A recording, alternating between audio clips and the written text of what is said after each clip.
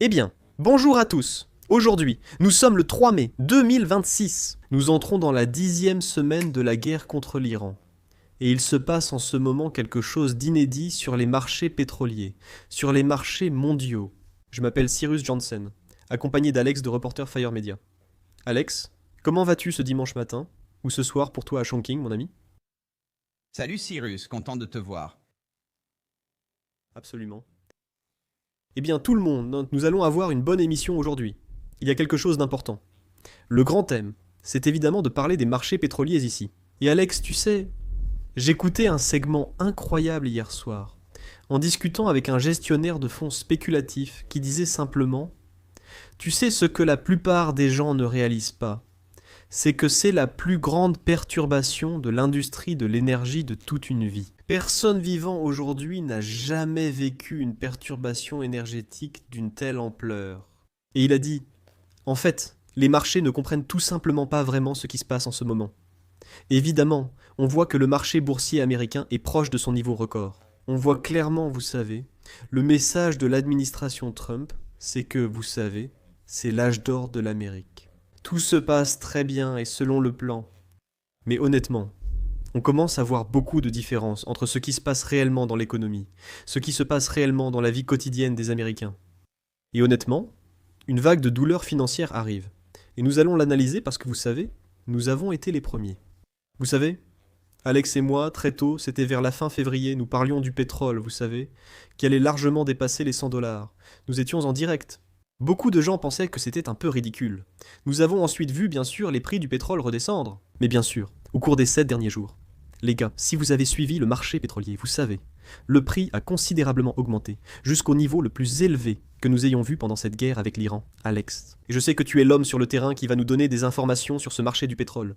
Beaucoup de questions de la part de notre public. Beaucoup de gens veulent savoir ça, Alex. Donc je suis vraiment impatient de commencer la conversation d'aujourd'hui. Oui, c'est intéressant. Tu sais, dès que j'ouvre mon chat, j'ai des gens qui me disent, tu sais, qu'est-ce qui se passe avec le titre? Le pétrole est à 102. C'est du papier, en effet. Ce n'est certainement pas une livraison. Et vous pouvez trouver ces statistiques sur les sites gouvernementaux, ce qui clarifiera la situation pour tout le monde. Ce pétrole se négocie avec une prime allant de 25 à 40% par rapport au prix des produits dérivés qui sont échangés à la Chicago Mercantile Exchange, la CME à Chicago. Nous devons aussi considérer que ces marchés se négocient hors des heures d'ouverture. Donc, si vous obtenez des cotations différées du vendredi, ce n'est pas statistiquement correct, contrairement aux cotations du dimanche soir lorsque la CME ouvrira. Donc, c'est là que se trouvent vos statistiques en ce qui concerne le pétrole. Maintenant, je vais revenir là-dessus un peu plus tard. Et c'est un plaisir de t'avoir dans l'émission avec moi ce soir, Cyrus, parce qu'il y a tellement de choses à décortiquer ici. Nous avons beaucoup de choses à expliquer au grand public. Tu sais, qu'est-ce que cela signifie vraiment? Que signifie une crise pétrolière? Est-ce que cela veut simplement dire que je paie plus cher à la pompe? Eh bien, ce n'est pas le cas. Je vais te redonner la parole, Cyrus. Et quand tu me donneras un peu de temps plus tard, je vais approfondir le sujet, comme d'habitude. Oui, tout d'abord, je remercie Trevor Norman, fidèle soutien depuis longtemps, pour le super chat et sa question. Quand Trump admettra-t-il que l'Iran a affirmé ne jamais vouloir d'armes atomiques?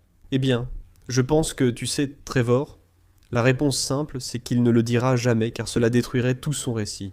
Tu sais, et encore une fois, je pense que ce que nous voyons ici, j'aimerais d'abord parler un peu de la guerre avec l'Iran, tu sais, où nous en sommes, parce que les gars, nous en sommes à la 10e semaine de ce conflit. Et ce qui est intéressant ici, c'est que tu entends des arguments très intéressants de l'administration Trump. Tu sais, en ce moment, je discutais avec beaucoup de gens. Ils disent: tu sais, regarde en ce moment, les Iraniens sont essentiellement affamés, non? Ce blocus, les États-Unis ont lancé un blocus très réussi contre l'Iran. Et, tu sais, toute la théorie derrière ça, c'est que cela va amener l'Iran à la table des négociations. Tu sais, on leur a fait goûter à leur propre médecine. L'Iran n'est pas non plus capable d'exporter ce pétrole. Et à cause de cela, les États-Unis vont avoir un levier suprême ici, et tout est sous contrôle. C'est selon moi une analyse assez superficielle. J'ai vu de nombreuses analyses sur Twitter ces derniers jours, Alex, où l'on dit: voyez, les Iraniens vont venir supplier pour un accord. Et je ne crois tout simplement pas que cela va arriver. Et la principale chose que les gens oublient ici, c'est qu'il s'agit d'une menace existentielle pour la survie de l'Iran. Ils ont la capacité d'aller jusqu'au bout. Ils ne se soucient pas d'exporter du pétrole. Ils ne se soucient pas si leur monnaie augmente, si l'inflation augmente. Vous savez, pour eux, c'est encore une attaque des États-Unis et d'Israël. Et c'est une attaque à laquelle ils vont devoir résister s'ils veulent avoir une chance réelle de survivre. Nous examinons les concessions demandées par le gouvernement des États-Unis. En gros, c'est, vous savez, abandonnez tout votre uranium, abandonnez tous vos missiles, abandonnez tout ce qui vous a permis de survivre jusqu'à présent. Si vous faites cela, peut-être que nous serons gentils et que les États-Unis et Israël ne vous bombarderont pas à l'avenir. Vous savez, l'une des choses que nous devons réaliser à ce sujet, c'est que, encore une fois, c'est intéressant. Pourquoi les gens n'attaquent-ils pas le Pakistan ou Israël ou, vous savez, la Corée du Nord, ces grands pays avec une bombe nucléaire ou d'autres armes puissantes? C'est parce qu'ils ont l'arme nucléaire. Ainsi, en 2026, on constate qu'avec une bombe nucléaire, votre pays reste en sécurité. Nous avons vu des pays abandonner leurs armes ou programmes en échange de la protection des États-Unis, mais cela ne fonctionne généralement pas pour eux. Cela les rend vulnérables à de futures attaques. N'oublions pas que la dernière fois que les États-Unis ont voulu entamer des pourparlers de paix avec l'Iran, les États-Unis ont en fait utilisé cette occasion pour revenir en arrière et lancer une attaque, vous savez, et donc les bombarder et tuer des gens. C'est une période difficile actuellement, je pense, pour beaucoup à comprendre. Mais Alex, tu as soulevé un bon point ici en parlant, tu sais, des prix de l'essence et de l'économie américaine. Trump en ce moment, tu sais, est vraiment, je dirais, juste à la limite de la patience des gens face aux prix de l'essence qui deviennent incontrôlables. Il n'a plus beaucoup de temps ici. Il existe une théorie selon laquelle l'Iran peut attendre plus longtemps que les États-Unis. En gros, les États-Unis vont devoir, tu sais, finir par se dégonfler parce que les deux pays souffrent clairement. Mais tu sais combien de temps cela est-il soutenable pour les États-Unis? Encore une fois, j'ai un peu commencé ce segment ici en parlant du simple fait que nous avons assisté à la plus grande perturbation de l'industrie énergétique de toute une vie. Et cela va bientôt s'estomper ici. Ça va être compliqué et ça va l'être pour de nombreuses raisons. L'une d'elles, c'est le pétrodollar. Et c'est un sujet de discussion ce soir parce que nous avons aussi vu les Émirats arabes unis prendre la porte de sortie en ce qui concerne l'OPEP.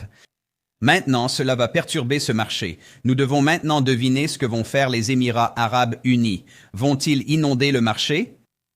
Est-ce que les gars du CCG vont dire d'accord s'ils sont prêts à vendre sans limite et si nous réduisions notre production? Donc, il va falloir jouer un peu aux devinettes ici pour bien calibrer cela. Maintenant, nous sommes à la merci de ce que vont faire les pays du CCG. À quel prix du baril veulent-ils arriver? Est-ce que c'est un baril à 80, 90 ou 100 $? Et nous voyons une faiblesse ici. Regardons cette diapositive de la semaine dernière où j'expliquais le pétrole. Si notre public ne l'a pas vu, c'est un très bon exemple. Regardez simplement l'écran ici. Maintenant, ceci parle du Brent Spot et c'est du pétrole livrable. Maintenant, il faut aussi se rappeler que lorsque le pétrole arrive dans un pays, il va soit dans une raffinerie sur la côte, soit il est transporté par camion, dans un conteneur, jusqu'à, vous savez, une installation qui peut le transformer, que ce soit en essence ou en tout autre produit pétrolier. Donc cela devient très complexe. Avec la hausse des coûts logistiques, le prix du pétrole augmente également. Maintenant, l'autre exemple que je vais vous montrer est celui-ci. Nous allons examiner cela un peu plus en détail ici. D'accord, donc ceci, je vais essayer d'expliquer cela aux gens ici. Et je ferai de mon mieux. Donc pas de problème, je vais juste attendre. Ça va apparaître à l'écran. Alors, Cyrus, peux-tu voir ça? Sur notre écran ici. C'est alors que les marchés papier imposent la réalité ici. Et voici comment ça se passe. Les produits dérivés des marchés papier, c'est le pétrole, les contrats à terme, les options. Ensuite, nous voyons le marché physique. Maintenant, c'est là que la distorsion se produit et voici ce qui en découle. Tout le monde pense simplement, d'accord, le prix du pétrole, on en a beaucoup aux États-Unis. Pas de problème. On pourra encore payer quelques dollars de plus par gallon. Tout le monde devrait s'en sortir. Eh bien, ce n'est pas le cas parce que l'Arabie saoudite a un problème ici. L'invité d'aujourd'hui concerne chacun d'entre nous. Votre argent, Tout d'abord, voici jusqu'à 350 € de bonus pour commencer. c'est vraiment une première pour moi. Alors, pourquoi a-t-on l'impression que la plupart des gens ont peur d'investir leur argent? Car ils ne peuvent prédire la bourse. Alors, quelle est la solution? Toutes ces fluctuations me stressent, donc je préfère quand je suis placé sur Mintos. Qu'est-ce que Mintos? Exactement. Ici, c'est Mintos. J'investis dans des prêts et je génère des rendements stables allant jusqu'à 11%. D'accord, maintenant c'est intéressant. Tout est simple et prévisible. Le rendement attendu est fixé à l'avance et les paiements arrivent chaque jour. Donc, au lieu de deviner le marché, ici, tout est structuré. Vous choisissez le rendement, la durée et le niveau de risque. Tout est défini à l'avance, et si vous ne voulez pas tout gérer manuellement, il existe des portefeuilles automatisés. Alors si je comprends bien, quand les gens ne contrôlent pas leur argent. Je les contrôle. Et avec Mintos? Ils me contrôlent. Recevez jusqu'à 350 € lorsque vous investissez 500 € ou plus. Les liens sont dans la description, les QR codes juste ici. Des rendements stables, aucune surprise pour vos investissements, et en plus de ça, un bonus. Ne ratez pas ça, et bonne chance. L'Arabie Saoudite doit recycler ses pétrodollars dans la dette américaine. Elle ne peut pas le faire si elle ne vend pas. Et nous parlons d'un 5e de l'offre mondiale. Donc, vous retirez entre 8 millions et 20 milliards de barils du marché. Eh bien, ils sont dans l'incapacité d'acheter réellement des bons du Trésor américain. Si les bons du Trésor américain ne trouvent pas preneur, la demande baisse et les rendements montent. Nous avons constaté cette hausse ces dernières semaines. Ensuite, ce qui se passe, et c'est là que cela touche tout le monde. Les taux hypothécaires augmentent, les prêts étudiants augmentent, les cartes de crédit augmentent, tout augmente, vous le nommez, c'est là. Et cela touche le portefeuille de tout le monde. Donc, même si aux États-Unis, nous avons ce sentiment, je dirais rassurant de l'administration qui dit « Eh les gars, pas de problème, ça sera fini dans quelques jours, ça sera fini dans quelques semaines, ça sera fini dans quelques mois. L'Iran veut conclure un accord. » Le détroit d'Ormuz, ils l'ont fermé, mais il était un peu ouvert, puis il est de nouveau fermé. Nous voulons qu'il soit ouvert, mais il le garde fermé alors que nous gagnons. Qu'en penses-tu, Cyrus? Oui, c'est le message ici. J'ai d'ailleurs un extrait intéressant. Écoutons ce passage où Jérôme Powell exprime tout haut ce que beaucoup pensent de l'économie américaine. Regardez ça.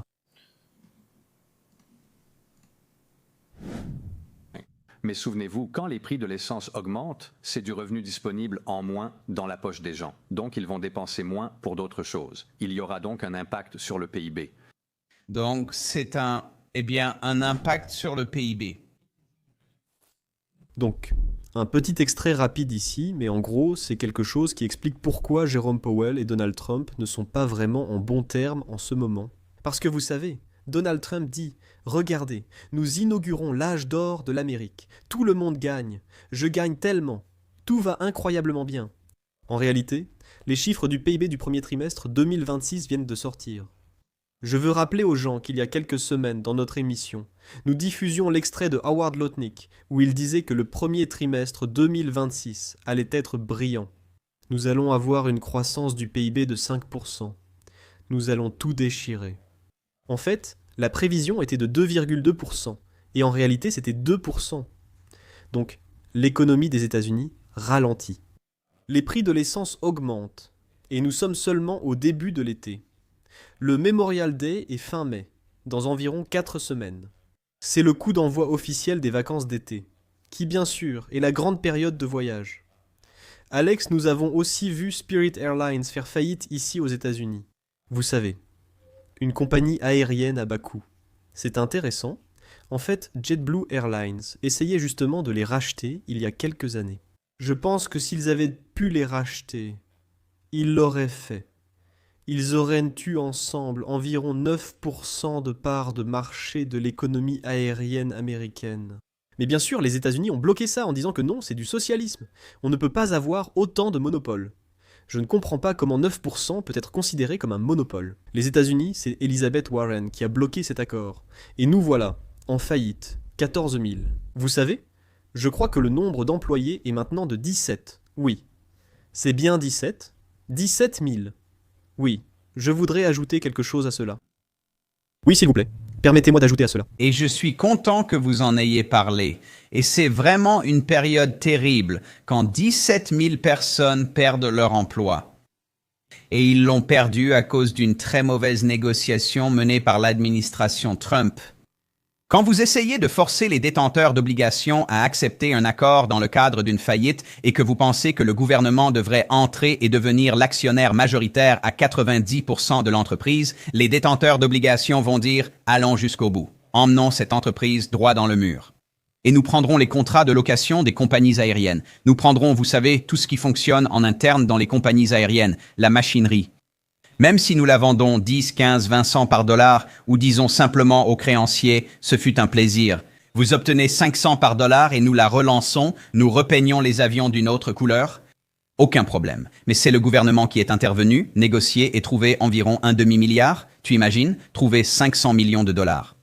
500 millions de dollars pour soutenir une entreprise présente depuis 30 ans. Je ne vais pas dire que les compagnies aériennes sont un super investissement, mais on parle de 17 000 emplois. Donc si tu peux intervenir et renflouer l'industrie automobile, dépenser 200 à 300 milliards en Iran, pourquoi tu ne pourrais pas dépenser 1 milliard pour sauver les emplois de 17 000 personnes? Mais bon, c'est pas grave. C'est Lutnick qui intervient et conclut un accord. L'autre point que je veux aborder, c'est que beaucoup passent totalement à côté du sujet. Encore une fois, je l'ai souligné, les transactions sur le marché papier, les transactions sur les produits dérivés ne sont pratiquement jamais livrées. Nous parlons du marché au comptant.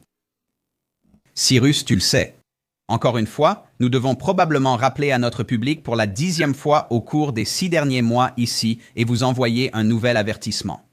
Le dernier pétrolier VLCC a déchargé ses huiles sur les côtes américaines. Rappelez-vous, la vitesse de ces conteneurs est presque la même que celle d'un vélo. Ils ne sortent pas, ils ne rentrent pas. Alors quand pensez-vous que les navires les plus proches vont naviguer et apporter une partie de ces pétrodollars saoudiens aux États-Unis si ce passage est fermé depuis, quoi, février? On est quel jour, Cyrus? Oui, on entame la 10e semaine de guerre, Alex. Cela fait 10 semaines. J'attends un choc pétrolier ici. Et j'adore quand parfois on entend des gens dire « De quoi tu parles? Il n'y a aucune chance que ça monte à 80. Il n'y a aucune chance que ça monte à 90. Il n'y a aucune chance que ça monte à 100. 150, 200. Oui, c'est juste au coin de la rue. » Oui, je pense qu'on va voir le baril à 150 $ très rapidement ici, dans les prochaines semaines, les gars. Et encore une fois, c'est le point clé que je veux que les gens comprennent. Le marché regarde toujours vers l'avenir. Donc encore une fois, et la dernière chose intéressante qu'on doit comprendre à propos de cette économie de Donald Trump et de ce qui se passe, c'est que le marché évolue en fonction des tweets de Donald Trump. Donc il peut influencer le marché. Il peut en fait inverser la tendance de la bourse. Si la journée est mauvaise, il ira sur Twitter, il publiera quelques tweets, donnant essentiellement un soulagement au marché. Nous constatons de nombreuses manipulations du marché par l'administration de Donald Trump, mais au final, les fondamentaux ne mentent pas. Le point essentiel qu'Alex vient de souligner, c'est que ces navires sont désormais arrivés aux États-Unis. C'était la réserve. Maintenant, on observe quelque chose d'intéressant ici, n'est-ce pas? En fait, on voit que les États-Unis exportent une quantité énorme de pétrole. Il n'y a jamais eu une demande aussi forte pour le pétrole américain. Ils exportent une quantité énorme. La réserve de pétrole des États-Unis est actuellement à son niveau le plus bas de l'histoire. Donc encore une fois, on exporte beaucoup parce qu'on essaie de répondre à la demande. Mais cela dit, je veux que les gens comprennent que même si nous sommes un exportateur net de pétrole, le pétrole réagit toujours sur un seul marché, n'est-ce pas? Donc il n'y a qu'un seul prix pour le pétrole, et il est le même partout dans le monde. Et le problème, c'est que ce prix va continuer à augmenter. Encore une fois, je ne peux pas insister assez là-dessus. Le fait est que nous avons assisté à la plus grande perturbation énergétique de toute une vie. Pour toute personne vivante aujourd'hui, c'est la plus grande perturbation de l'approvisionnement. Et cela va se répercuter ici dans les prochaines semaines. Et encore une fois, en allant vers les mois d'été. Oui, et c'est un bon point, Cyrus. Vous savez, dire à tout le monde que le pétrole se négocie partout. Quelqu'un est prêt à surenchérir. Si votre pays ne reçoit pas de pétrole, vous irez en chercher ailleurs, peu importe le prix. Et il faut se rappeler que oui, les États-Unis sont un énorme exportateur de pétrole. Et bien sûr, ils en importent aussi beaucoup. Ils importent parce qu'ils ont besoin de certains types de pétrole pour être compatibles avec leurs raffineries. Tout le pétrole n'est pas raffiné aux États-Unis. Une grande partie est aussi destinée à l'exportation. Une grande partie ne peut même pas être utilisée pour la consommation aux États-Unis. Donc, elle est réexpédiée ailleurs. Maintenant, c'est là le problème. Nous allons voir le goulot d'étranglement. Le goulot d'étranglement est déjà là, bien sûr. Vous l'avez vu dans le détroit d'Ormuz avec les Saoudiens. Quand des doutes surgissent sur le marché, il suffit d'observer les bons du Trésor américain. Ils sont à un niveau historiquement bas. Et plus de 90 milliards ont été vendus ici au cours du dernier mois et demi. Je crois que c'est environ 98 milliards parce que ces autres pays ont besoin de générer de l'argent. Je veux dire, si l'électricité, le pétrole sont coupés en Arabie Saoudite, eh bien, il faut de l'argent et il faut garder les citoyens de ce pays satisfaits. Voici le dilemme auquel nous faisons face et la partie choquante reste à découvrir. Nous sommes encore, je suppose, un peu compensés par le fonds d'urgence où 400 millions de barils ont été consommés en 20 jours et tout ce stock représente environ 1,2 à 1,3 milliard de barils de pétrole. Faites simplement le calcul, encore 30 à 60 jours et tout cela aura disparu. Et il a fallu des décennies dans le monde entier pour constituer ce fonds d'urgence à des prix relativement corrects. Et combien cela va-t-il coûter aux États-Unis de remplir à nouveau leurs réservoirs, vous savez, de centaines de millions de barils de pétrole? Cela va coûter une somme faramineuse et cet argent viendra de vous, le contribuable. Donc je pense qu'en quelque sorte, on commence à voir la faiblesse ici. Nous avons vu Spirit Airlines vraiment faire faillite ici, et de façon assez spectaculaire. Nous en verrons plus dans les prochaines semaines. Compagnies aériennes, sociétés de transport routier, regardez, c'est hors sujet, mais le Daily Wire a licencié beaucoup de personnel dans les médias hier soir. Maintenant, pourquoi le Daily Wire licencierait-il autant de personnes dans les médias? Se pourrait-il que le public ait simplement cessé d'écouter cette chaîne? Tu as entendu parler de ça, Cyrus? En fait, je n'en ai pas entendu parler. Mais tu sais, ça ne me surprend pas, Alex, parce que la simple réalité, c'est que le Daily Wire était une organisation phénoménale, tu sais, il y a quelques années, en réussissant vraiment à capter un très large pourcentage de la jeunesse américaine. Honnêtement, le rôle du Daily Wire a été un catalyseur important pour l'élection de Donald Trump à la présidentielle de 2024. Vous avez des gens comme Ben Shapiro et Matt Wallace, vous savez, ces très grands influenceurs de droite. Candace Owens était là aussi. Mais encore une fois, vous savez, une chose que nous avons abordée dans cette émission, c'est que le mouvement MAGA s'est complètement effondré maintenant. Vous commencez à voir les Tucker Carlson. Vous savez, Tucker Carlson a évidemment été très vocal à ce sujet.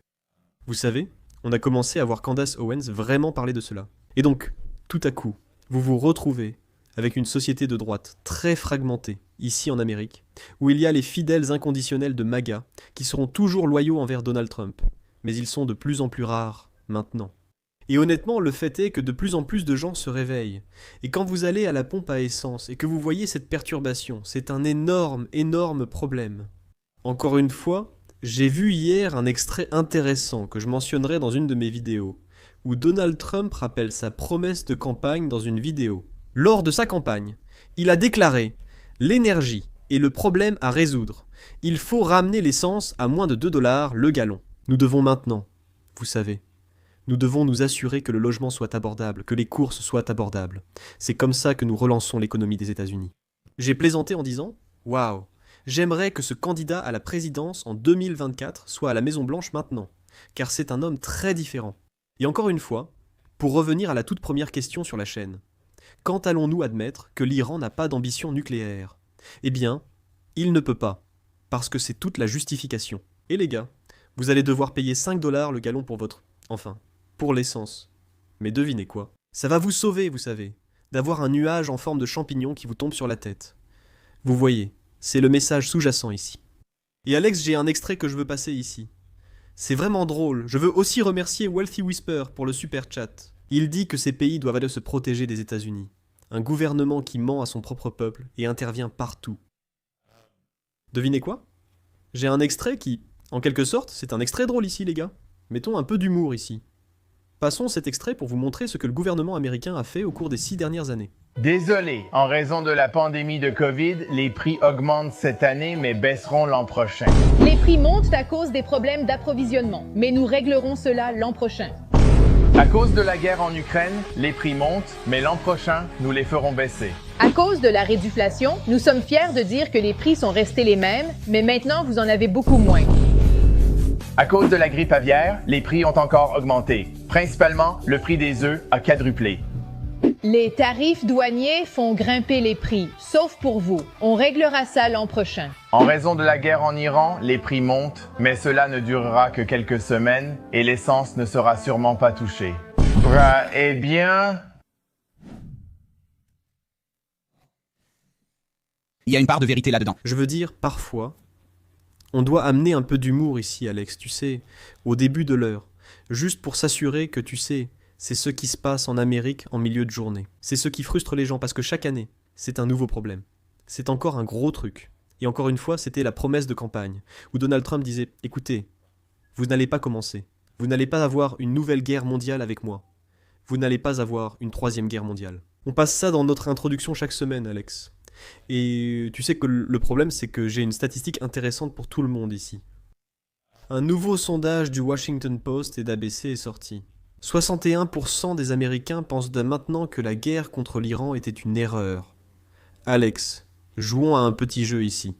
Combien de temps penses-tu qu'il a fallu pour que 61% des Américains réalisent que la guerre en Irak était une erreur? Quelle période? Combien de temps penses-tu que cela a pris pour la guerre en Irak? Non?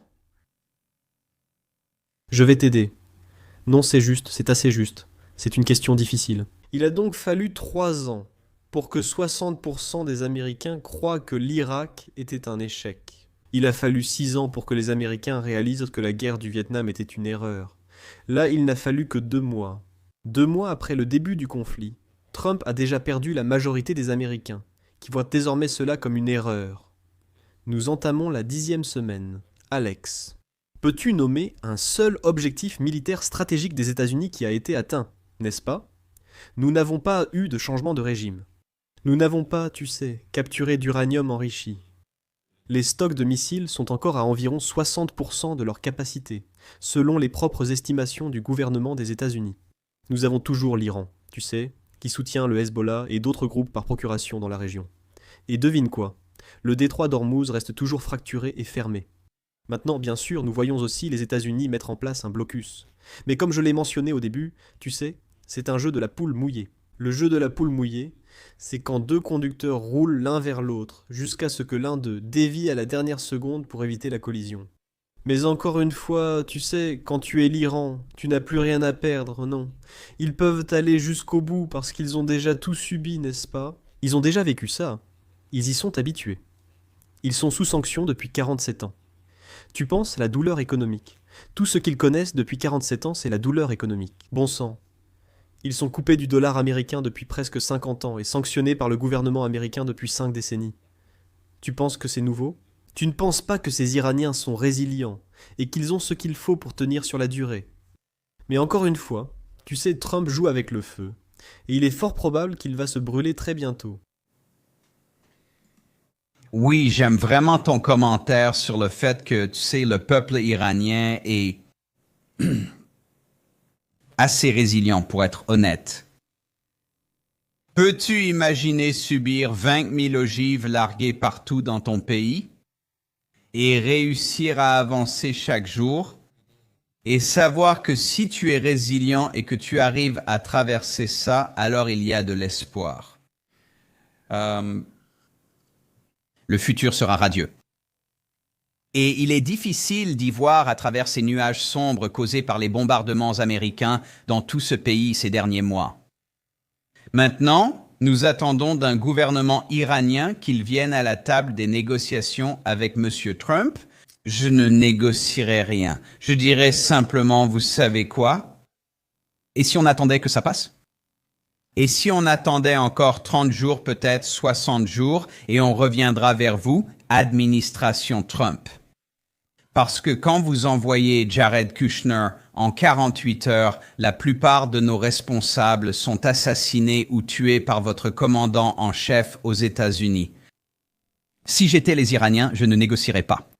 Je ne parlerai même pas de négociation. Je n'irai même pas jusqu'à négocier. Je n'essaierai même pas d'accepter la diplomatie des Américains parce que cette opportunité est passée depuis longtemps. J'attendrai que le prix du pétrole atteigne environ 180 à 220 dollars le baril. Ensuite, je dirai, Don, tu veux décrocher le téléphone? Tu veux discuter de ce qui se passe? Parce que toute ton économie est sur le point d'être torpillée. Il y a un autre point que je veux aborder ici, puisque nous avons le commandant en chef, que j'ai renommé le traître en chef, et que Cyrus a aussi appelé le traître en chef. Mais regardons comment notre administration honnête et réputée des États-Unis agit sur les marchés financiers. Un vendredi soir de mai, regardons cet extrait. Je vais vous montrer l'image ici. Et regardons une position short de 950 millions de dollars. Position. Placée via les contrats à terme. C'est à ce moment-là que mamie, papy, maman et papa sont déjà couchés. Après la fermeture du marché, le marché des produits dérivés et le marché à terme sont grands ouverts pour le trader. Dans l'administration du chef ou des personnes proches qui obtiennent des informations. Ils en profitent pour trader. Je ne connais personne qui a 950 millions de dollars de côté pour parier. Je ne sais pas, quelques minutes avant qu'un message sur Truth Social ou sur Trump Social ne soit publié. Mais vous pouvez voir là 104 fuites nouvelles publiques publiées, 115. Et que se passe-t-il? Quelqu'un empoche 200 millions de dollars en 30 minutes. Donc, c'est uniquement pour les grosses transactions connues. Et je pense que tout cela concerne l'argent liquide. Et je pense que l'administration Trump a sous-estimé l'impact de cette guerre. Il croyait vraiment, et comme tu l'as dit plusieurs fois, Cyrus, qu'il pensait que ça allait être un Venezuela 2.0. Nous allons entrer au Venezuela et nous irons en Iran 48 heures plus tard. Nous allons anéantir tout le monde au sein du gouvernement. Et d'ici lundi matin, le détroit d'Ormuz est à nous, les oléoducs sont redirigés vers les États-Unis et le tour est joué. Des idées? Oui, en fait, j'ai un extrait intéressant ici. Alors, lançons cet extrait. Il s'agit de Friedrich Merz, le chancelier d'Allemagne. Réfléchissez à la perception de Donald Trump par les Européens et d'autres dans le monde. Regardons cet extrait. Il est tout à fait évident que les Américains n'ont absolument aucune stratégie cohérente. Et le problème fondamental avec ce genre de conflit est toujours le même. Il ne suffit pas simplement de s'y engager. Il faut aussi trouver comment en sortir. Nous avons douloureusement constaté cette réalité en Afghanistan durant 20 ans, puis vu la même chose en Irak. Toute cette situation est, comme je l'ai mentionné précédemment, pour le moins mal réfléchie. Et honnêtement, à l'heure actuelle, je ne vois vraiment pas de laquelle vous parlez. Quelle sortie stratégique les Américains choisissent-ils maintenant, surtout que les Iraniens négocient manifestement avec beaucoup d'habileté, ou d'ailleurs refusent de négocier avec tout autant d'habileté? Oui, je veux dire, c'est un extrait assez percutant quand on se rend compte que nos alliés européens disent essentiellement qu'il n'y a aucune stratégie cohérente de la part du gouvernement des États-Unis. Et cela a été un thème récurrent que nous avons constaté. Et encore une fois, nous avons vu les revirements qui sont venus, vous savez, de l'administration Trump concernant cette guerre en Iran. Je veux dire, revenons au premier jour avec Marco Rubio qui disait « Les gars, vous savez, nous avons commencé une guerre parce que nous pensions qu'Israël attaquerait l'Iran. Si Israël attaquait l'Iran, l'Iran riposterait contre Israël. Nous les avons donc frappés en premier pour éviter cela. » Je veux dire, ce charabia incroyable, c'est comme, mec, si tu as besoin de genre, si tu vas mentir ou vraiment... Tu sais, essayer d'inventer quelque chose, il te faut une meilleure histoire. Mais je veux dire, il a juste dit tout haut ce qu'il ne fallait pas dire, et puis le lendemain, il s'est fait descendre. Attends une seconde. Tu viens de dire qu'on est allé en guerre pour Israël. Je n'ai jamais dit ça. Je n'ai jamais dit qu'on allait faire la guerre pour Israël. Mais le problème ici, c'est qu'on a vu ce changement d'avis constant. Alex, tu parles des 200 millions de dollars gagnés là-dedans. Ça, c'était une transaction parmi tant d'autres. C'est arrivé presque 3 semaines d'affilée. Je ne sais pas. As-tu vu la nouvelle selon laquelle les fils de Trump ont maintenant obtenu un contrat de défense d'environ 1,6 milliard de dollars avec d'autres entreprises? Je veux dire, en gros, on a vu que l'administration Trump a gagné énormément d'argent. La fortune nette de Donald Trump dépasse désormais 7 milliards de dollars depuis son entrée à la Maison-Blanche. Donc, on voit beaucoup, tu sais, énormément de manipulation. On voit juste un enrichissement, tu sais, au sein de la famille Trump. Tout le monde se porte bien dans la famille Trump. Mais malheureusement, tu sais, as-tu vu le cours du stablecoin Trump? Peu importe ce que c'est. Je crois qu'il a chuté d'environ 90% maintenant. Donc encore une fois, tu sais, imagine ces partisans MAGA, les fidèles de MAGA qui sont tellement excités à l'idée d'acheter ce meme coin Trump et les actions, tu sais, de Trump. Tout cela est actuellement à des niveaux historiquement bas. Ce sont donc eux qui ont la patate chaude. Tu peux imaginer que les premiers investisseurs ont vendu à un niveau record, puis se sont retrouvés coincés. Ça m'a rappelé la folie des NFT. Si tu te souviens de cette folie des NFT, où tu sais, Justin Bieber payait 1 million de dollars pour une sorte de, tu sais, autocollant numérique qui ne vaut plus que quelques milliers de dollars aujourd'hui. Tu vois, ce n'est pas différent de ça. C'est vraiment une période sans précédent que nous vivons. Mais encore une fois, je pense que c'est un point vraiment important que je veux que les gens comprennent. Quand nos alliés européens sortent et disent essentiellement « Écoutez, nous n'avons aucune stratégie cohérente. Nous avons vu l'échec en Afghanistan. Nous constatons une situation similaire avec l'Iran, ce qui n'est pas positif pour les États-Unis à long terme. » Oui, c'est intéressant que vous mentionniez cela, l'intérêt de Trump pour les accords. En fait, il y avait un autre influenceur sur les réseaux sociaux qui a remis en question cet accord ce week-end et Eric et Donald Jr. ont réagi vivement en disant que c'était de la diffamation. Une autre chose que je veux aborder, c'est les affaires dans lesquelles ces gars-là sont impliqués. Ils sont chez Liberty Financial. Ils sont dans American Bitcoin. Si vous regardez le jeton American Bitcoin et que vous affichez un graphique sur un an, c'est pratiquement une ligne plate. Et l'autre point intéressant que nous devons prendre en considération, c'est la manipulation qui se passe sur le marché. Maintenant, la personne moyenne pense que d'accord, le FBI va intervenir et sauver la situation. Ils vont intervenir et dire d'accord, on t'a attrapé, on t'a eu. Tu as fait une opération de 200-300 millions de dollars sur, disons, un tweet de Truth Social ou peu importe comment on l'appelle depuis Truth Social. Le problème ici, c'est que ces organisations comme la SEC n'ont que des moyens civils pour poursuivre les personnes qui en ont profité. Désormais, le département de la justice doit généralement engager des poursuites pénales contre ces personnes. Mais comme nous le savons, le département de la justice est occupé en ce moment avec certains dossiers et, bien sûr, la recherche d'un nouveau chef. Je ne sais pas si nous avons un graphique du Bitcoin américain, mais j'aimerais vous le montrer si c'est le cas. Oui, nous en avons un. Affichons-le à l'écran ici, les gars. Si on regarde sur un an, je vais voir si c'est possible depuis le début de l'année. Sur un an, essayons sur un an. Et je vais simplement regarder le graphique comme vous. D'accord? Et voir si c'est possible d'aller plus loin. Bref, si tu regardes sur un an, voilà. Joyeuse journée des actionnaires sur le Bitcoin américain, les gars. Voilà le graphique de Trump.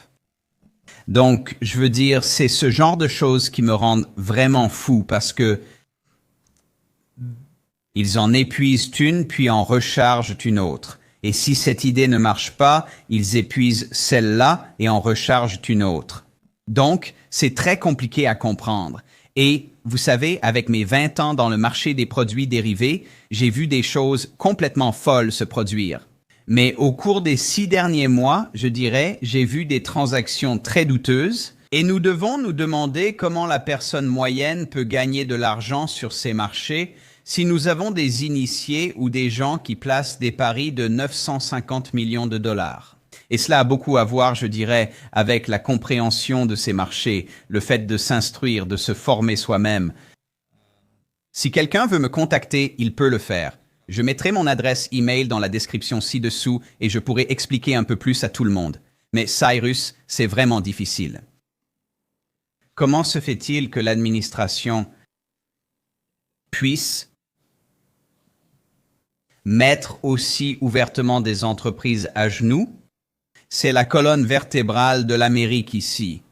Si vous n'êtes pas brisé par la flambée du pétrole, vous serez brisé par la flambée des tarifs. C'est juste au coin de la rue, c'est un peu sorti des fils d'actualité. Et si vous n'êtes pas brisé par les tarifs, vous l'êtes par la corruption. Et si vous n'êtes pas brisé par la corruption, je veux dire, la liste continue encore et encore.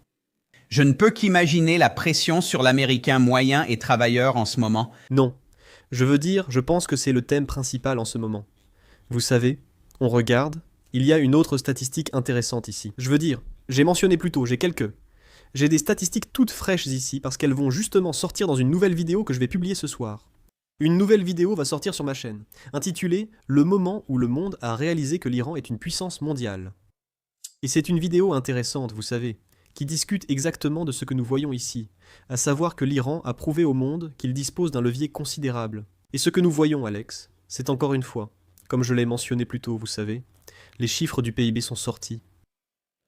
La croissance pour le premier trimestre 2026 est de 2%. La prévision était de 2,2%. Encore une fois, du côté de l'administration Trump, ils ont dit l'année dernière, il y a environ 6 mois, qu'ils prévoyaient que le premier trimestre 2026 connaîtrait une croissance d'environ 5%. Ils pensaient que les recettes, des droits de douane, allaient être excellentes. Ils pensaient que tout allait très bien. Alex, que penses-tu de cette statistique? Il y a maintenant environ 50% des Américains qui ne peuvent plus se permettre de payer leur mensualité de voiture. Ils ont donc dû passer à un prêt sur 84 mois. C'est un prêt sur 7 ans pour leur paiement de voiture afin de réduire la mensualité. Nous avons observé un nombre record de défauts de paiement sur les prêts auto aux États-Unis. Nous avons constaté que les prix ont atteint leur plus haut niveau en 4 ans.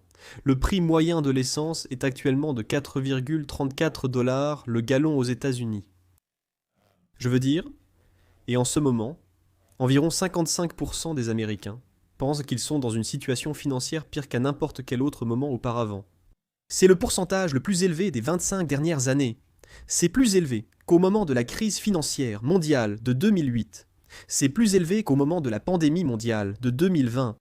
Donc encore une fois, vous voyez ce que nous annonçons depuis longtemps. Et encore une fois, nous l'avons beaucoup mentionné. Et vous savez, parce qu'on essaye de prévenir les gens, cela va se produire ici pendant les mois d'été. Ça arrive. Et, encore une fois, dans quelques semaines, on parle de mai cette année, ce mois de mai. On va voir le pétrole dépasser, les 150 $, le baril. Les prix de l'essence vont encore monter. Alors, comme Jérôme Powell l'a dit dans le premier extrait, les gens dépenseront moins. Quand moins d'argent est dépensé, évidemment l'économie commence à se contracter.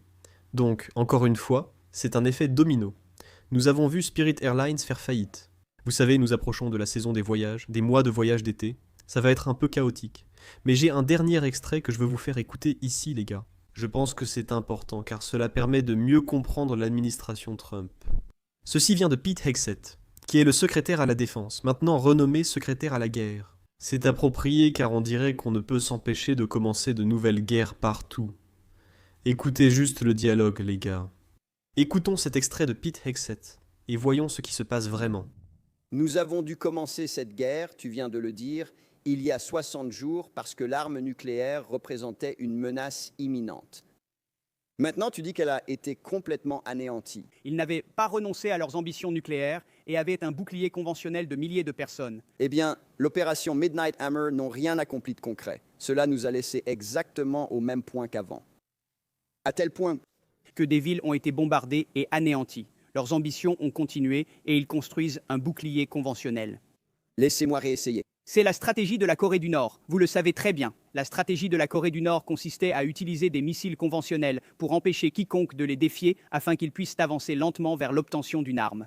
Le président Trump a vu l'Iran à son moment le plus faible. Il a pris une mesure pour s'assurer, d'une manière que seuls les États-Unis d'Amérique pouvaient faire avec nos partenaires israéliens, que leur bouclier conventionnel soit mis en place. Et pourtant, ils n'ont toujours pas abandonné le nucléaire. D'accord. Une question, si je peux y venir. À vous. Donc encore une fois, je veux dire, voilà où nous en sommes, les gars. On peut voir que c'est juste un flot constant de mensonges et de bêtises. Vous savez, et tout ce que l'administration Trump fait en ce moment, c'est simplement essayer de justifier cette guerre. D'accord, vous savez, l'opération Marteau de minuit, c'était la guerre de 12 jours en juin dernier. Les États-Unis sont intervenus et ont tout anéanti. C'est littéralement la formulation de Donald Trump lui-même et de la Maison-Blanche qui disent « Regardez, nous avons gagné. Tout a été anéanti.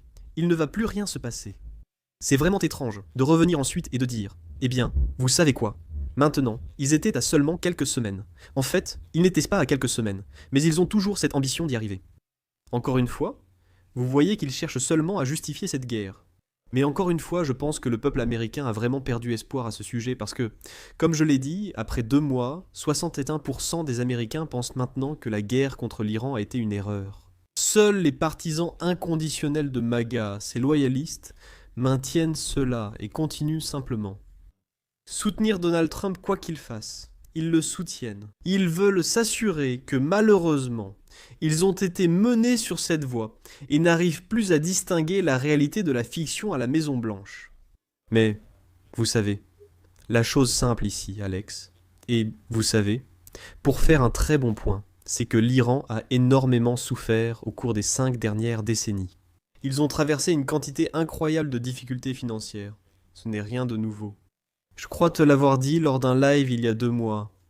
Je me suis fait couper les cheveux à Las Vegas et la coiffeuse venait d'Iran. Je lui ai demandé ce qui se passe dans son pays, ce que vivent les gens et ce qu'elle pense des États-Unis, ce genre de choses. Et elle a dit, tu sais, la première chose qu'elle a dite, c'est « Nous sommes un peuple très résilient. Nous sommes très résilients. » Quand les États-Unis nous attaquent, il faut se rappeler que nous parlons de la Perse, l'une des plus anciennes civilisations du monde. Nous avons été résilients. C'est notre culture parce que nous savons que les États-Unis nous attaquent depuis des décennies et des décennies. Ce n'est pas nouveau. Ce n'est pas quelque chose qui est arrivé soudainement, comme si ça avait commencé le 28 février. Non, cela dure depuis 47 ans. Ils savent comment gérer cela. Ils sont prêts à aller jusqu'au bout. Encore une fois, la réalité est que quand vous lancez une guerre, vous collaborez étroitement avec Israël. Les Iraniens le savent. Les partenaires européens et le monde entier le savent, Alex. Il n'y a aucun doute là-dessus. Que le monde entier sait que les États-Unis sont allés en Iran parce que Benjamin Netanyahou leur a donné le feu vert. Benjamin Netanyahou leur a donné de fausses informations en affirmant « Regardez, vous pouvez les éliminer en quelques semaines, comme au Venezuela. Ils ne pourront pas contrôler le détroit d'Ormuz. Ne vous inquiétez pas pour les marchés pétroliers. Tu sais, Ben, on a étudié ça. Je crois que c'était lors du direct de la semaine dernière, ou celle d'avant, où nous avons vu Benjamin Netanyahou partir pour les États-Unis. C'est lui qui est allé dans la salle de crise, réservée au président des États-Unis et aux plus hauts responsables militaires.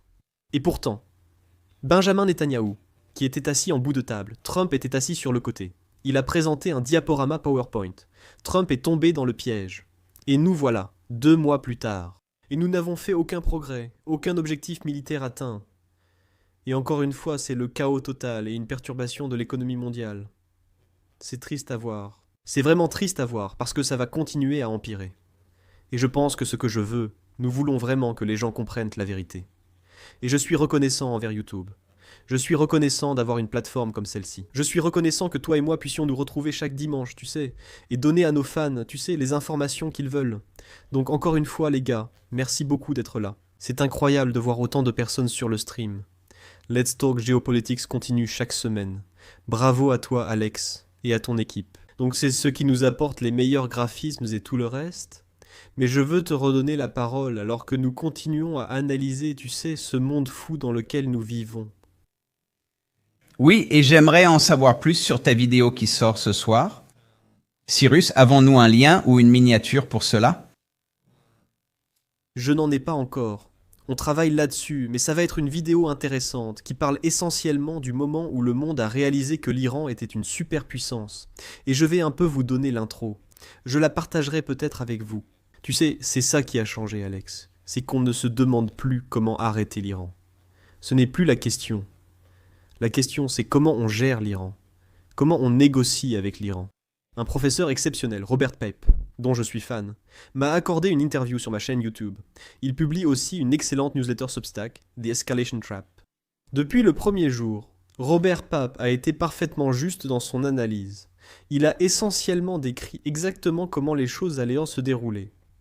Et, vous savez, encore une fois, le message et la rhétorique qui sortent ici aux États-Unis, c'est que le blocus se passe bien. Tout va très bien. Les Iraniens vont céder. Ils sont tellement désespérés d'obtenir un accord. Les Iraniens vont venir. En fait, beaucoup de gens, vous savez. Il y a un gars du FMI, le Fonds monétaire international, Robert Brooks. C'est un économiste principal. Je l'ai interpellé sur Twitter car il vient d'y dire que le blocus des États-Unis marche si bien, c'est ce qu'on aurait dû faire à la Russie. En réalité, si un blocus avait été imposé à la Russie, Poutine aurait cédé immédiatement. Mais comment instaurer un blocus contre la Russie? Vous savez, littéralement le plus grand pays du monde. Ils vont avoir énormément de moyens pour commencer à exporter leur pétrole. Vous allez bloquer toute leur côte est, juste sur l'océan? Faut pas exagérer. C'est le monde imaginaire dans lequel ces types vivent. Et donc ce qu'il a dit, c'est que Robert Brooks dit en gros, c'est incroyable. Vous savez, Donald Trump est tellement brillant. Ce blocus se passe tellement bien. Et, vous savez, à tout moment, les Iraniens vont venir supplier pour un accord. Et j'ai dit, vous savez, c'est le monde imaginaire dans lequel vous vivez. Et c'est ça le problème. C'est le problème quand ces analystes confondent la réalité avec ce qu'ils veulent croire dans leur tête. D'accord. Et c'est exactement ce qui s'est passé avec les droits de douane. Tu sais, Alex, toi et moi, on l'a dit dès le premier jour. Ouais. On a vu cette guerre tarifaire l'année dernière, un désastre absolu. Qu'est-ce qui va se passer? Trump va devoir faire marche arrière, parce qu'il n'y a aucun moyen que l'économie des États-Unis puisse continuer avec des droits de douane de 185% contre les produits chinois. Tu vas assister à un effondrement total qui va se produire. Que s'est-il passé? Trump a dû reculer, comme on le sait, car toi et moi suivons les marchés et faisons du commerce international.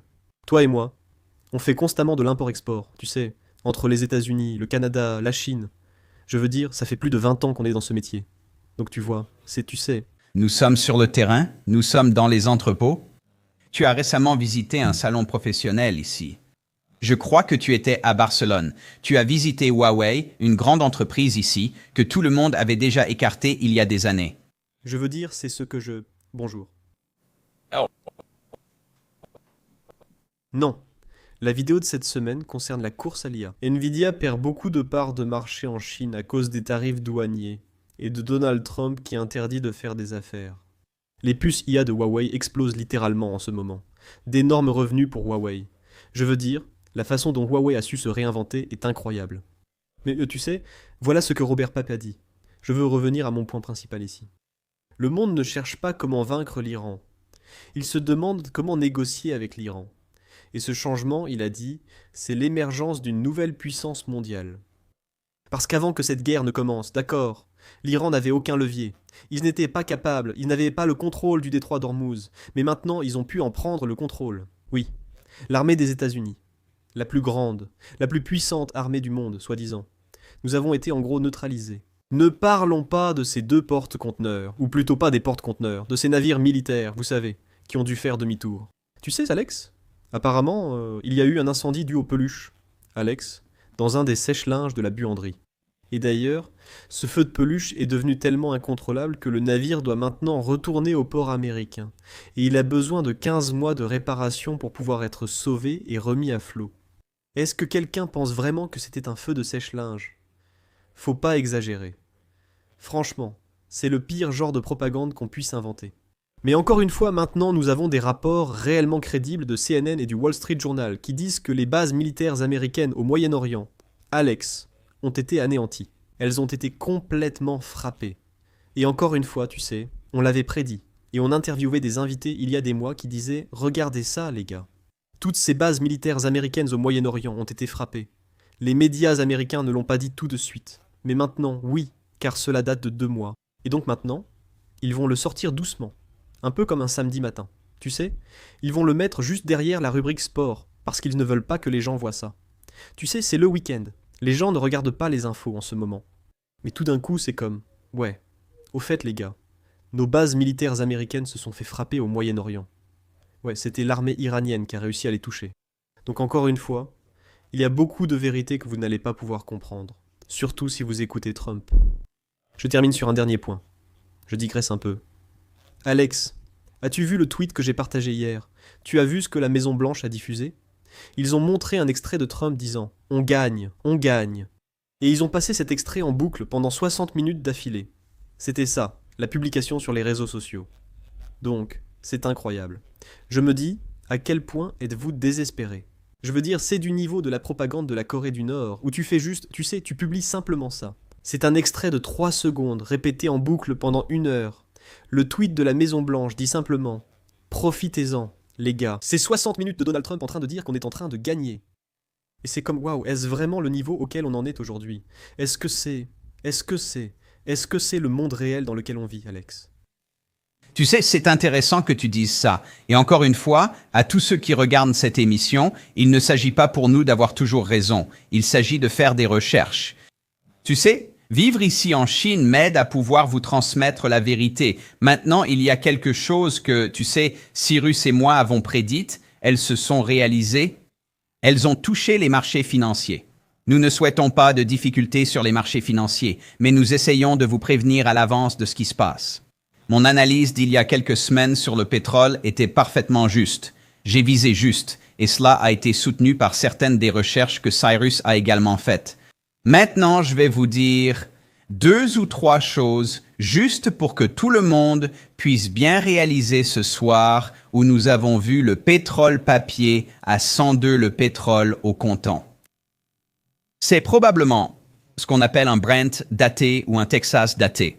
On va probablement voir une prime de 20 à 30%. Maintenant, si le pétrole n'arrive pas dans ces raffineries ont beaucoup de personnel qu'elles doivent employer. Ce qui m'amène à une découverte plutôt intéressante ici. Le 19 février, la raffinerie Chevron del Segundo en Californie a eu une explosion. Les protocoles d'urgence ont été activés et l'installation temporairement fermée. Le 5 mars marathon Texas City, l'incendie a été rapidement maîtrisé avec une perturbation limitée, mais cela a ajouté à l'inquiétude régionale.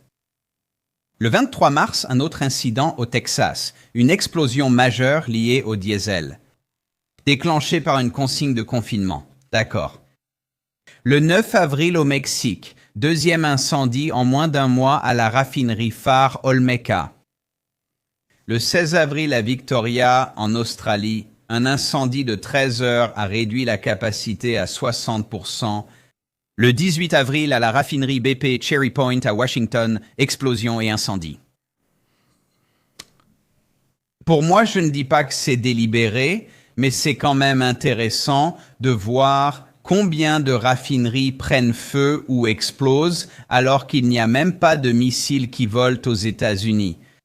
C'est quelque chose à méditer. Maintenant, parlons des États-Unis et de ce qu'ils ont dit à la Chine. Et ça va te faire tiquer, Cyrus. Regardons l'histoire de la raffinerie en Chine. Je crois qu'on avait une actualité sur la Chine ici. Regardons ça ici. Donc, le ministère du Commerce chinois bloque la sanction américaine contre les raffineries chinoises. 5 raffineries sont accusées d'avoir acheté du pétrole iranien. Les sanctions américaines violent le droit international et les normes fondamentales des relations internationales. En gros, les Américains disent que si vous envoyez du pétrole iranien dans vos raffineries en Chine, ils vont vous sanctionner. Et le gouvernement chinois répond « Bien essayé ». Toute personne en Chine qui suit les règles des États-Unis peut, en gros, aller se faire voir. Voilà où ça en est. On assiste donc à un jeu à haut risque là-bas. Maintenant, il y a autre chose que je veux te signaler, et je suis vraiment impatient de voir ta vidéo ce soir, Cyrus. Parlons-en dans un instant. Je vais juste te dire ce que j'ai fait la semaine dernière. Je suis allé au Salon Auto 2026 ici à Pékin, et je sais que tu es quelqu'un qui suit le marché des véhicules à énergie nouvelle. C'est ma vidéo qui sort ce soir. Et qu'est-ce que j'ai vu à Pékin, les gars? J'ai vu 1451 voitures exposées en gros. Il y avait plus de 100, je crois, 81 premières mondiales dans 17 halls. Et Cyrus, peux-tu deviner qui je n'ai pas vu au salon de Pékin? Quelles entreprises automobiles? Oui, j'en ai beaucoup. Probablement Ford, GM, Buick, n'importe quelle marque américaine. Et Alex, je suis tellement impatient de regarder ta vidéo ce soir. Parce que j'ai vu beaucoup de tweets à ce sujet. Je n'ai pas pu aller au salon de l'auto de Pékin cette année, mais tes vidéos sont toujours super. Tu fais du bon travail. Je trouve que tes vidéos Walk and Talk sont les meilleures, que ce soit à la foire de Canton ou au salon de l'auto. Si vous n'avez jamais vu l'une des vidéos d'Alex, tu sais, où il est vraiment sur un salon professionnel, ce sont les meilleurs du secteur. Merci mon pote. Tu as une énergie incroyable quand tu es là-bas. J'adore toujours les regarder. Mais non, je veux dire, la chose simple, c'est que... Je veux dire, Alex, tu sais ce qui est un peu si amusant. J'ai vu BUID présenter un nouveau système de recharge, où en gros, tu peux simplement brancher le chargeur. Il peut te faire passer d'environ 20% de batterie à environ 80% en 150 secondes. Donc c'est pratiquement pas beaucoup plus long que de faire le plein d'essence pour ta voiture, non? Donc, tu sais, le principal obstacle pour beaucoup de gens, c'est peut-être le temps de recharge, non? Beaucoup n'aiment pas ce temps de recharge qui limite, mais c'est la direction de l'industrie, non? CATL reste la plus grande marque de batterie au monde. Dans ma vidéo là-bas, 1500 km d'autonomie. 1500, je veux dire, c'est incroyable. Donc je pense que, tu sais, je suis impatient de voir ça aussi. Et les gars, je suis aussi littéralement à 2 semaines de prendre l'avion pour la Chine. Alex, j'ai hâte de te revoir à Chongqing. Je serai en Chine 2 mois cet été avec ma femme et mes 3 enfants. Nous y allons chaque été. Tu sais, et moi, honnêtement, Alex, je suis excité d'aller dans un pays civilisé qui est en fait beaucoup plus organisé, très propre, très sûr. Et plus important encore, je pense qu'ils avancent dans une direction très solide. Tu sais, j'ai été un peu épuisé. Je dois être honnête. Être ici avec le cycle d'actualité et le désordre politique constant des États-Unis. Mais j'ai hâte de faire une pause par rapport à ça et aussi de changer un peu notre contenu ici sur YouTube. Tu sais, revenir à quelques vlogs, vraiment montrer ce qui se passe en Chine, parce que c'est un pays qui, je pense, est largement incompris, mais c'est un pays qui progresse très rapidement. Encore une fois, tu sais, il faut être sur le terrain en Chine, notamment au salon de l'auto de Pékin, pour voir ce qui s'y passe, car c'était un événement majeur. Il y a eu beaucoup de discussions sur Twitter sur ce salon. J'ai donc hâte de faire cette vidéo, car elle va vraiment montrer à quoi ressemble le futur de notre monde. Et pour les États-Unis, encore une fois, je veux dire, tu sais, ce qui est intéressant ici, quel a été le plus grand catalyseur du succès des véhicules électriques en Chine? La guerre avec l'Iran. Tu sais, il y a eu une demande sans précédent de la part de pays du monde entier, qui se rendent compte que, les gars, ça ne va pas se régler de sitôt. Voici en quelque sorte ma note de fin pour aujourd'hui. Même si le détroit d'Ormuz rouvre demain, imaginons que l'Iran et les États-Unis trouvent un accord magique, que tout soit réglé. C'est pratiquement impossible, non? On sait que ça n'arrivera pas demain. Mais supposons que ça arrive, d'accord? Vous allez quand même voir le pétrole monter à 150 $ le baril. D'accord? Il va quand même y avoir une très longue crise financière, parce que, comme je l'ai dit dans la vidéo d'aujourd'hui, c'est la plus grande perturbation du marché de l'énergie que quiconque vivant sur Terre ait vu de son vivant. Cela ne se produit pas sans que ça se répercute quelque part, et cela arrivera cet été. Donc encore une fois, vous savez, on commence à réaliser. Vous savez, encore une fois, je suis allé en Azerbaïdjan l'année dernière pour tourner une vidéo, c'était super sympa, parce que je suis allé chez BYD et nous avons tourné une vidéo là-bas. Et c'était la première fois que je conduisais moi-même une voiture BYD. Et c'est ça qui était génial en Azerbaïdjan. Ils ont dit, regardez, avant, nous importions exclusivement des voitures Ford. Nous importions des voitures d'occasion américaines, Ford, GM, car tout le monde en voulait. Puis nous avons réalisé cela, surtout en Azerbaïdjan. Je veux dire, n'oubliez pas que c'est un pays qui produit énormément de pétrole. L'essence est très bon marché en Azerbaïdjan. Mais ils se sont rendus compte que même si le carburant est abordable, ils voient ce qui se passe sur le marché. Alors ils ont changé de direction. Ils ont dit arrêter d'acheter des voitures d'occasion et vouloir une concession BYD. Ils ont réussi. Maintenant, ils ne parviennent plus à garder les voitures en showroom, Alex. Ils vendent 150 voitures par mois dans cette petite concession, alors qu'il est évidemment très difficile d'en importer. Tu sais, c'est un processus, mais 150 par mois.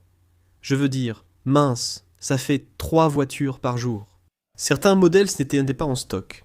Ils les vendent dès leur arrivée, donc ils ne pouvaient pas me les montrer. On n'en garde même pas un dans la salle d'exposition, ils partent trop vite. Encore une fois, c'est une grande victoire pour la Chine, alors que le monde se tourne vers les véhicules électriques. Le monde réalise l'importance des énergies renouvelables, et la Chine s'est intelligemment positionnée. Ce n'est pas une stratégie récente, Alex. C'est une stratégie qui a commencé il y a 25 ans, en investissant dans le train à grande vitesse, en investissant dans l'infrastructure nécessaire. Et tu sais, c'est toujours amusant. On me dit souvent que la bourse chinoise n'a pas beaucoup progressé. Mais tu sais, la Chine veille sur son peuple. Tu sais, la Chine prend soin de son peuple et elle s'assure que la vie quotidienne est abordable en Chine. Tu sais, le coût de la vie, tu vois? Oui, tu sais, On a vu les prix de l'immobilier baisser en Amérique. Tout le monde dit « Ah, regarde ça, le marché immobilier commence à se contracter en Chine. » Tu vois? Regarde, ça montre comme la Chine est faible. Tu sais ce qui est intéressant, Alex? 80% des Américains supplient pour que les prix de l'immobilier baissent ici aux États-Unis parce que ce n'est pas abordable. Les gens ne peuvent pas se permettre d'acheter une maison. Ils ne peuvent pas se permettre un endroit où vivre. Donc encore une fois, tu sais, j'ai vraiment hâte de retourner en Chine, de te revoir bientôt, mon frère. Oui, je t'apprécie, Cyrus. Et le fait d'être dans la rue ici, les gars, c'est vraiment une révélation. Tu dois comprendre le contraste. Et c'est ce que j'aime dans ces directs avec Cyrus. Tu sais, il diffuse depuis son studio le Let's Talk Geopolitics à partir du Nevada à Las Vegas. C'est génial. Je suis à Chongqing, en Chine, une ville de 36 millions d'habitants. Il y a 6 ans, quand je suis arrivé ici, tu sais, l'air n'était pas mauvais. Mais maintenant, 6 ans plus tard, avec les véhicules à énergie nouvelle, je dirais qu'une voiture sur 2, voire 2 sur 3 sur les routes sont des EV. Et le ciel bleu est là. La pollution sonore a également diminué. Je veux dire, ce ne sont pas des choses fictives. Vous pouvez le voir. Et vous savez, Chongqing n'a jamais vraiment été une ville qui attirait l'attention des influenceurs mondiaux, mais 600 millions de visiteurs cette année. Pratiquement tous les influenceurs du monde sont venus dans cette ville et j'ai aidé à lancer le mouvement. Et ce qui est fascinant, c'est que l'un de nos vlogs les plus populaires, c'est celui où Cyrus et moi nous promenons dans les rues de Chongqing en discutant tranquillement avec les gens. Et j'ai hâte de refaire ça. Et j'ai hâte d'aller beaucoup plus loin ici sur beaucoup de sujets. J'ai prévu des choses sympas pour toi, Cyrus, donc j'ai hâte que tu viennes ici. Ouais, je suis excité aussi, mec. Oui, tu sais, c'était ma première fois à Chongqing. Je crois que c'était en 2024 quand je suis venu te rendre visite là-bas, mon pote. Et tu sais, je suis vraiment enthousiaste. Je pense que ce qui était amusant, c'est l'énergie. Tu sais, l'énergie des gens. Tu sais, ce qui était vraiment cool là-bas, c'est que Chongqing est devenue l'une des destinations touristiques les plus en vogue en Chine, non? En marchant dans les rues, tu croises de nombreux gens venus d'autres régions de Chine pour découvrir cette ville cyberpunk. C'est sûrement l'une des villes les plus impressionnantes visuellement, très photogénique pour Instagram. En fait, je crois qu'en 2025, elle a été élue la ville la plus photogénique du monde sur Instagram parce qu'on peut vraiment y prendre des photos incroyables. Mais je veux dire, évidemment, au-delà des belles photos et d'Instagram, il faut aussi regarder la qualité de vie. Comment vit-on là-bas? Comment fait-on vraiment pour faire avancer les choses? Et donc encore une fois, c'est là que, tu sais, j'ai quelques voyages prévus. Je vais aller à Shanghai, retourner à Pékin. Je serai basé à Canton, Shenzhen, Chongqing, et j'irai à Hainan. Ça fait déjà 6 endroits, tu vois, où on va voyager cet été. Évidemment, Hong Kong, ça fait 7. Donc tu vois, les gars, préparez-vous vraiment à des vlogs intéressants, parce que tu sais, je veux montrer un peu plus la Chine que je ne l'ai fait auparavant. Tu sais évidemment, dans ces 7 endroits, on va faire des vidéos sur place. On va continuer avec la série Parlons géopolitique. On a réussi à être régulier ici, en venant en direct chaque week-end. On aime ça car ça nous prépare pour la semaine à venir, et permet de faire le bilan de la semaine passée. Encore une fois, Alex comme dit, on entame la 10e semaine. On verra quels grands sujets émergeront. Merci pour le stream d'aujourd'hui, et retrouvons-nous dans une semaine. Avec plaisir. On recommence et on continue à satisfaire le public. N'oubliez pas de regarder la vidéo de Cyrus, les gars. Ils la mettent en ligne ce soir. La mienne arrive dans 1 heure. Allez voir ma chaîne. Cyrus, c'est quoi déjà le titre de ta vidéo? Ce sera le moment où le monde a réalisé que l'Iran est une puissance mondiale. Voilà. Très bien. Regardez ça. Ça sortira dans environ 10 heures sur ma chaîne. Nous avons donc hâte de vous revoir très bientôt. Alex, merci beaucoup pour le stream d'aujourd'hui. Avec plaisir.